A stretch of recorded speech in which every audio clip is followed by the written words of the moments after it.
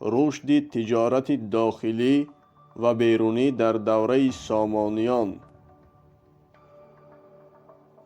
در زمان سامانیان مردم نسبتاً حیاتی آسایشته داشتند. شهرهای کلان آسیای مرکزی به شهرهای کلان تجارتی تبدیل یافته بود. حتی بعضی دهه‌ها بازارهای خود را داشتند که در یک هفته یک مرتبه برگزار می‌گردید.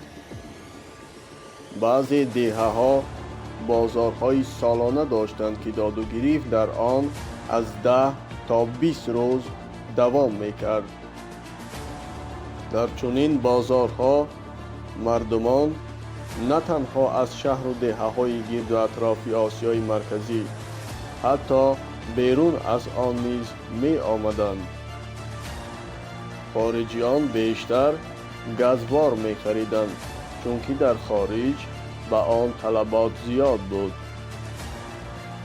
کلانترین این بازارها بازارهای سمرقند، بخارا، خوجند، استراوشن، ترمیز، بلخ و مرو بودند.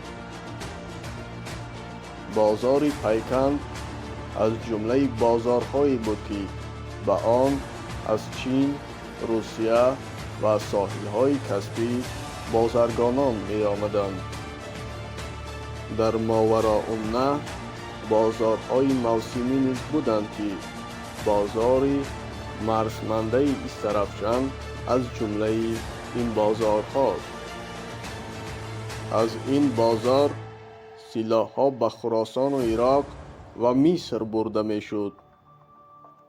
کشاورزان با بادیه‌نشینان نیز همکاری داشتند. آنها محصول خود را به بادیه‌نشینان داده از آنها چاروا، پوست و محصولات شیری می‌گرفتند.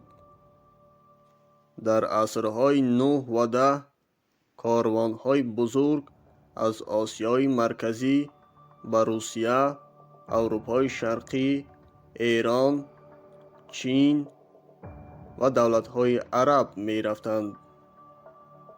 کاروان‌هایی که از آسیای مرکزی به چین می‌رفتند با خود اسب، شیشه و دیگر حیوانات را می‌بردند.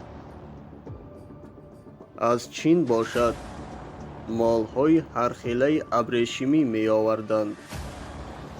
در اول عصر 10 راه نوی تجارتی با دولت روس گشاده می‌شود.